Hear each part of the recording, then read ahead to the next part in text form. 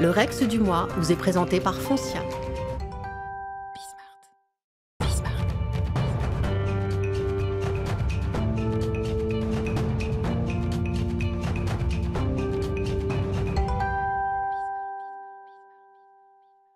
Le Rex du mois, comme chaque mois, donc, avec Frédéric Fougera. Bonjour Frédéric. Bonjour Arnaud. Comment allez-vous ?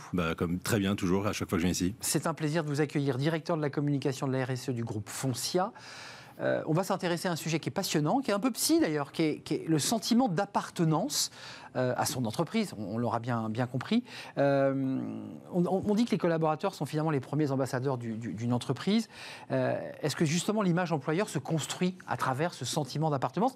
Et est-ce que ce sentiment d'appartenance sert l'image de l'entreprise ? Double question. C'est double question, mais la réponse, ça tient en 3 lettres, c'est oui. C'est oui. Le sentiment d'appartenance des collaborateurs, il est hyper important, il est essentiel pour l'image employeur de l'entreprise. Si vous êtes fier de l'entreprise dans laquelle vous travaillez, alors évidemment, vous allez en parler plus facilement, vous allez avoir envie d'en parler et en dire du bien. Alors attention, les collaborateurs, ils sont souvent, collaboratrices, ce sont toujours des défenseurs de l'entreprise face à des détracteurs. Et ce ne sont pas toujours des promoteurs.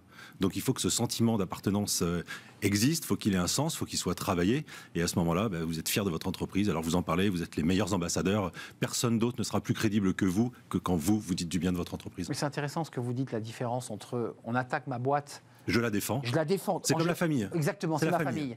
En revanche, je peux être très critique sur mon entreprise. Ou ne rien dire. Ou être ne rien dire. Ou être neutre.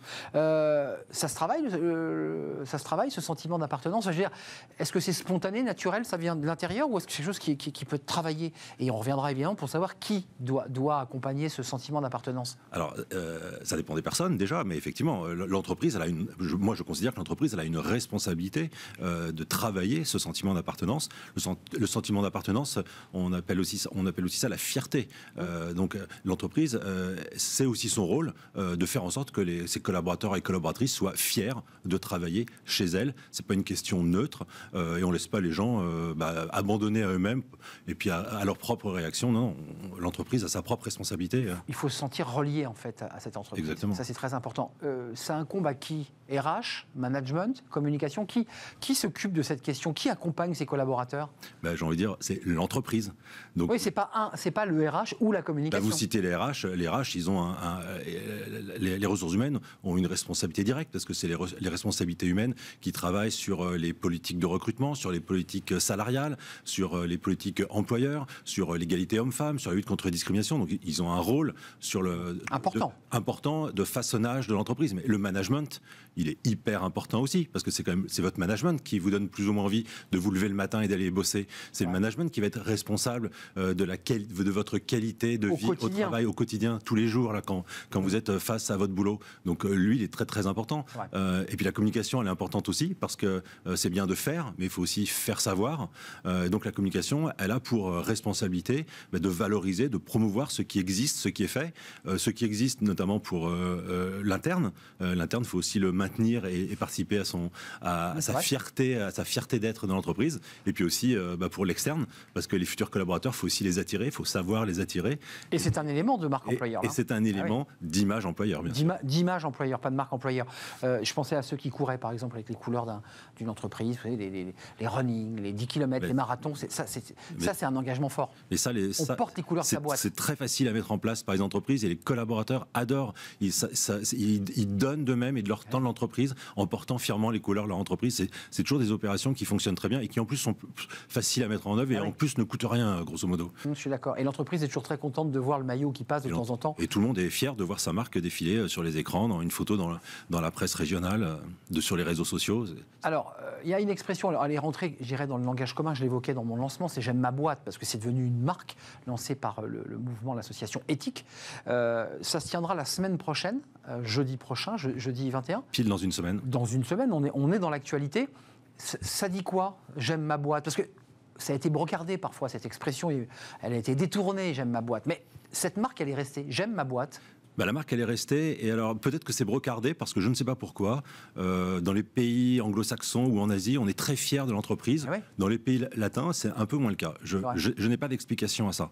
Ce qui est certain, c'est que cette journée, organisée par le mouvement éthique, elle a pour le mérite de mettre en avant, au moins, en lumière, toute une journée, l'entreprise et l'amour que les gens peuvent avoir dans leur entreprise. Alors, c'est vrai, les gens, avant d'aimer l'entreprise ou leur marque, ils aiment d'abord leur boulot, ils aiment d'abord leur travail, ils aiment d'abord leurs collègues, leur équipe, voire leur patron.